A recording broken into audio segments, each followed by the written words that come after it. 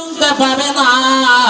বিশ্বনবী বলছেন শুধু দুটি জিনিস ছাড়া, দুটি জাত ছাড়া, সেই দুটি হলো কি মানব জাতি আর জিন জাতি। যতগুলো আছে পশু প্রাণী কীট পতঙ্গ সমস্ত পৃথিবীর বুকে যতগুলো আছে সমস্ত কিছু শুনতে পাবে, কিন্তু এই দুটি জিনিস শুনতে পাবে না। বন্ধুরা এবার চিন্তা ভাবনা করে, চতুর্থ পর্যন্ত শুনতে পাবে মানব জাতি যদি শুনতে পেত তাহলে তারা কবর দিতে পারতো না, তাহলে তারা বাড়ির মধ্যে ফেলে রেখে দিত, তাকে কোনো কবরে নিয়ে যেত না, কোনো পুকুরে নিয়ে গিয়ে সমুদ্রে নিয়ে গিয়ে তাকে ভাসিয়ে দিত।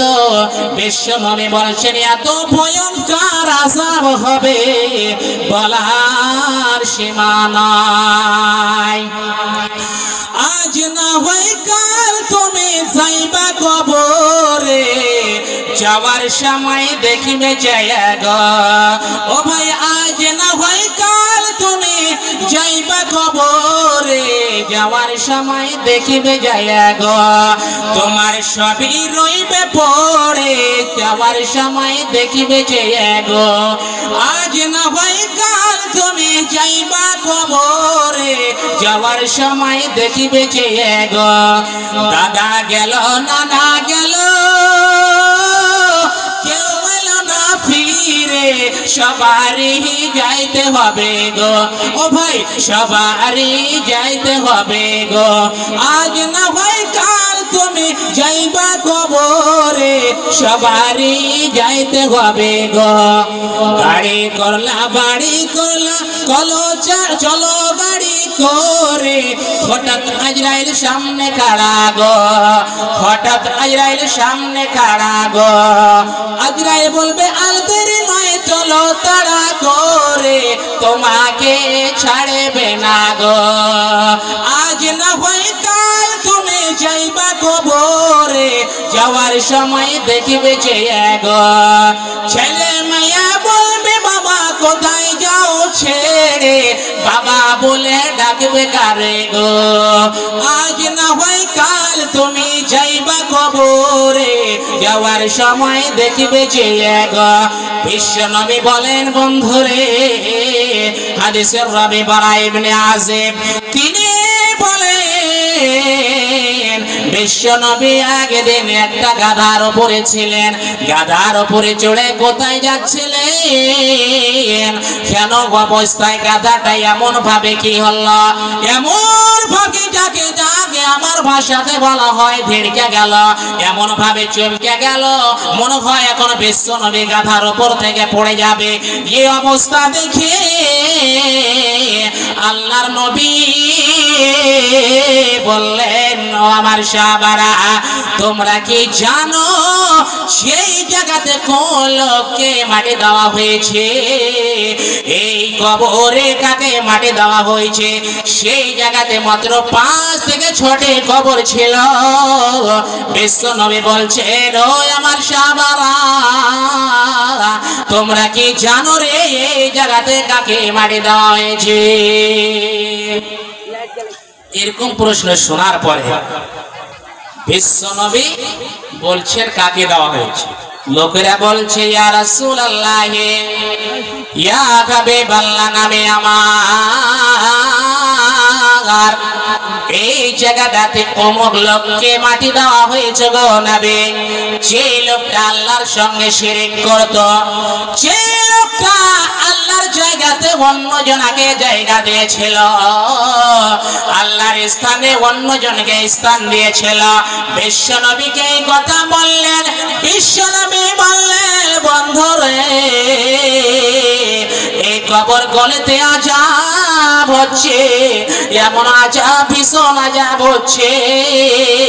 তোমাদেরকে যদি আমি দেখে দিই রাব্বুল আলামিনের কাছে দোয়া করে, রাব্বুল আলামিন এদের কবরে যেগুলি আযাব হচ্ছে এদেরকে দেখিয়ে দাও। বিশ্বনবী বলছেন যদি আমি দোয়া করে দিই সঙ্গে সঙ্গে আল্লাহ রাব্বুল আলামিন দেখিয়ে দিবে। কিন্তু যদি দেখিয়ে দেয় আল্লাহ রাব্বুল আলামিন, তোমরা জীবনে কবরস্থানে মাটি দিতে যাবে না। এই জন্য আমি আল্লাহর কাছে দোয়া করি নাই। শ্রোতাবৃন্দ, আমার ভাইরা ও পর্দার মা ও বোনেরা, কবরকে স্মরণ করেন। বিশ্বনবী বলেছেন, আইয়ুহান নাস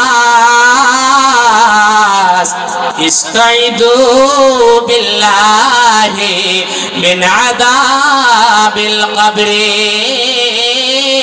ফাইন্না আযাবাল কবরি হাক্কুন। ও লোকেরা, পৃথিবীর লোকেরা, তোমরা শুনে নাও, ইস্তাইদু বিল্লাহি মিন আযাবিল কবরি, তোমরা কবরের আযাব থেকে পানা চাও।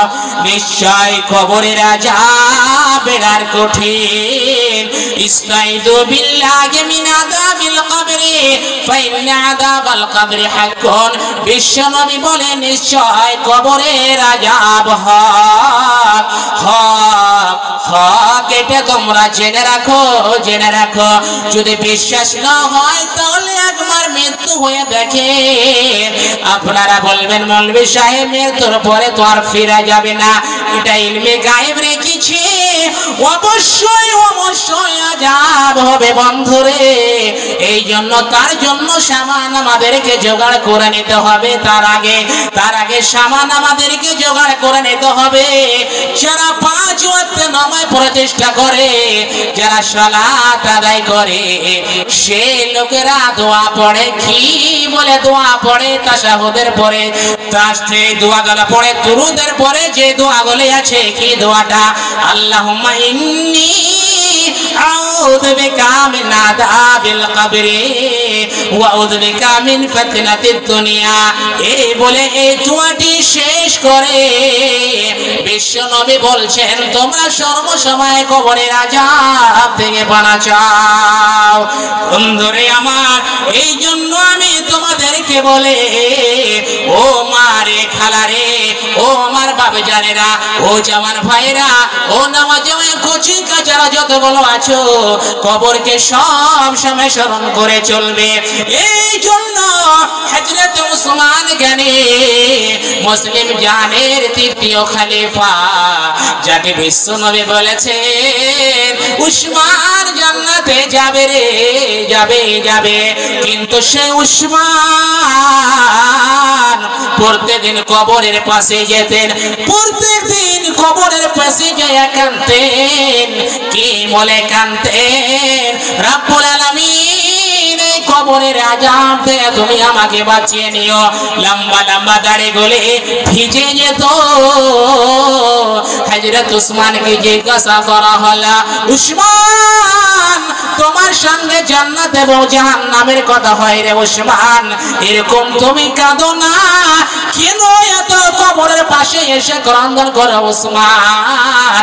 উসমান বলে, ভাই, বিশ্বনবীর মুখ থেকে আমি শুনেছি কবর হলো প্রথম মঞ্জিল, প্রথম স্টেশন। এই স্টেশন থেকে, এই মঞ্জিল থেকে যে পরিত্রাণ পেয়ে নিবে, বাকি যতগুলো কি হবে, আসর হবে, পুলসিরাত হবে, মিজান হবে, সমস্ত জায়গা থেকে আমি পার পেয়ে যাব। তাহলে পার কিভাবে পাবেন? তার জন্য কিছু জোগাড় করবেন, তাহলে তো পার পাবেন। তাদের গুনাহ খাতা বিশ্বনবী বলেছেন তারা জান্নাতে যাবে, তবু কবর পেছে এসে কাঁদতেন।